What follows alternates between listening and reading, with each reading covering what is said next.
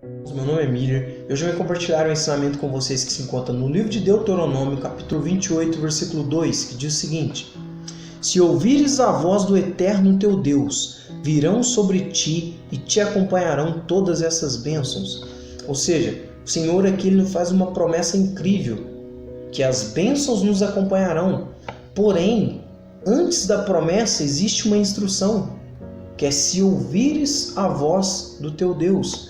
Ouvir está relacionado a obedecer.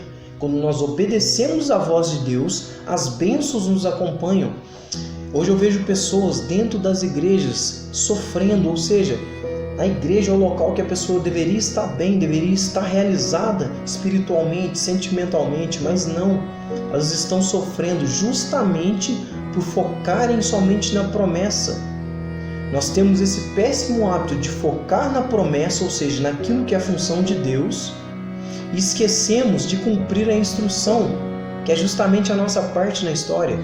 Se a gente olhar também no livro de Isaías, capítulo 1, versículo 19, quando fala assim que se quiserdes e me ouvides, comerás o melhor dessa terra.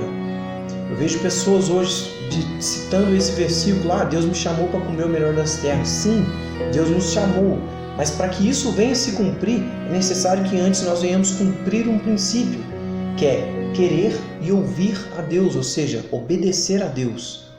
Se a gente vê outro versículo também que fala sobre promessa, quando fala da verdade, que a verdade nos liberta. Em João 8, 31 e 32, Jesus, percebendo que aqueles judeus acreditavam nele, ele disse para eles assim: se permanecerdes na minha palavra, verdadeiramente sereis meus discípulos e conhecerás a verdade, e a verdade vos libertará. Então entenda, antes de toda promessa existe um princípio. A promessa, ela serve como um objetivo, ou seja, ela serve para nós como uma direção. Mas é justamente o princípio que é o caminho. É o cumprimento da instrução que vai fazer com que a promessa se cumpra em nossa vida. Sem esse cumprimento, essa promessa ela não se cumpre.